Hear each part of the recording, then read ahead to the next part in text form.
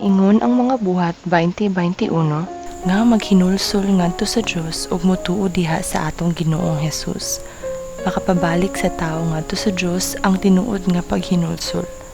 Kung maghinulsol na siya, makagusto na siya sa Dios ug moatubang na sa Dios. Kung wala tay Dios, dili ta matagbaw. Ecclesiastes 2:1-11. Kung walay Kristo, kawang ang tanan. Kung dunay Kristo, kaayuhan ang tanan.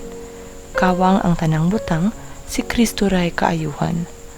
Matod pa sa orihinal nga pinulungan sa Biblia, may kalabutan sa pagkausab sa hunahuna ang paghinulsol.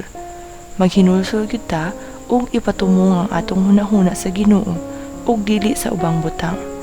Matagbaw dayon kaniya kay dili man siya kawang. Sala ang pagkadili matarong ug inhustisya ug gidumtan sa Dios ang sala. Niingon ang unang Juan 1:9 nga kun mosugid ta sa atong mga sala, matinumanon siya ug matarong nga mopasaylo sa atong mga sala ug mohinlo nato sa tanang pagkadili matarong. Niingon ang Mikyas 7:19 nga maluoy na sab siya nato. Tumban niya ang atong kadautan ug isalibay nimo sa kahiladman sa dagat ang tanan nilang sala. Bisan sama sa eskarleta ang inyong mga sala, masama kini kaputi sa niebe. Bisan sama kini kapula sa dugo, masama kini sa balhibo sa karnero. Isayas 1:18.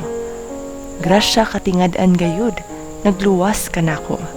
Nawala gipangita niya, buta gipakita. Grasya nagtudlong mahadlok ug mo'y nagkuha sab. Gipadayag ang grasya mo, taknas pagtuo ko. Kisaad tanang maayo kanako sa Dios. Siya taming ug pahat ko, samtang buhi pa ko.